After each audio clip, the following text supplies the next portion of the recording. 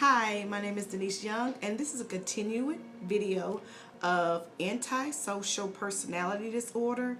And I'm going to go straight into the causes that I found in my research that causes a person to have this disorder. Personality is a combination of thoughts, emotions, behaviors that makes every person unique.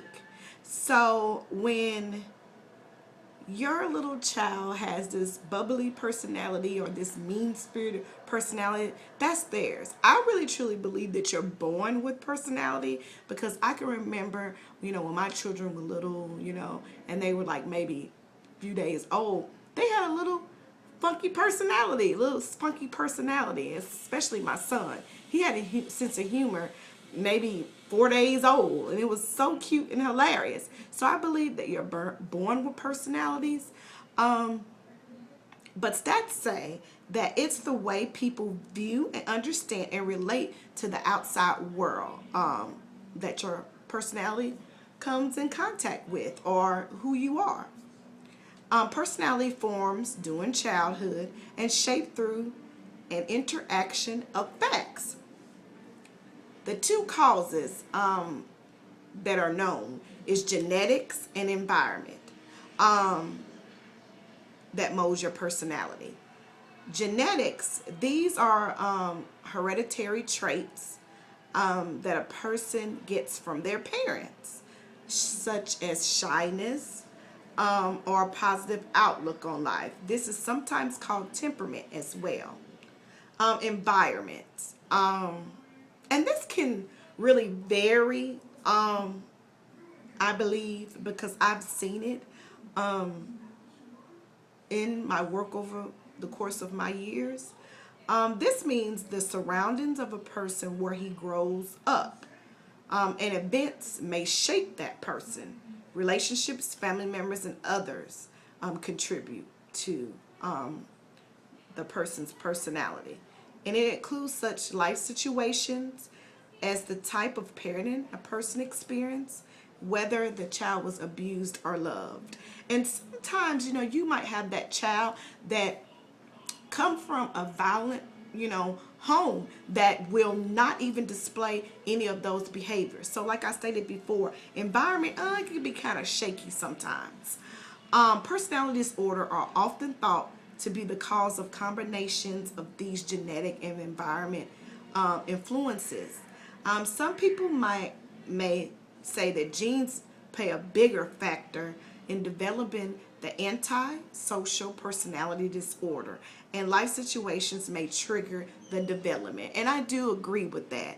And a lot of times in mental disorders, it might be dormant for years, and stress or depression or a death in the family or some other traumatic event might trigger your mental disorder. So a lot of times you might have it and never display some of the symptoms for years, and a traumatic event comes and trigger that mental disorder or awaken it, and you have a life of mental disorder. But some would debate too that you might be born with it, or sometimes environmental things come into play. So that's kind of debatable. I'll research that more to see. I've just been working in mental health for so long that I've seen it on both sides, to be honest. Some of the risk factors real quick I want to go over. And with the antisocial personality disorder, it isn't known certain factors really, but it says increased risk of developing or trigger in it during the course of a person's life.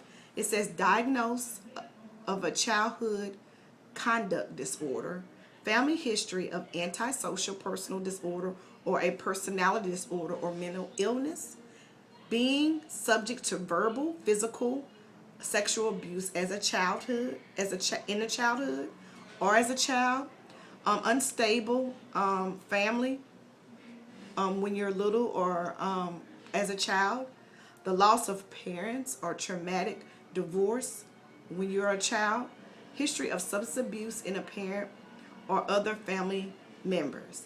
Men are at a greater risk of having antisocial personality disorder than women, stats say. I hope that these risks will get you more in researching more about this disorder. If you have any more questions, you can email me at DeniseYoungLifeSkillsCoach@gmail.com. You can Twitter me at Denise L Media. I hope these tips helped, and I hope this will get you to thinking more about mental health and how we approach it in our society. Have a great day.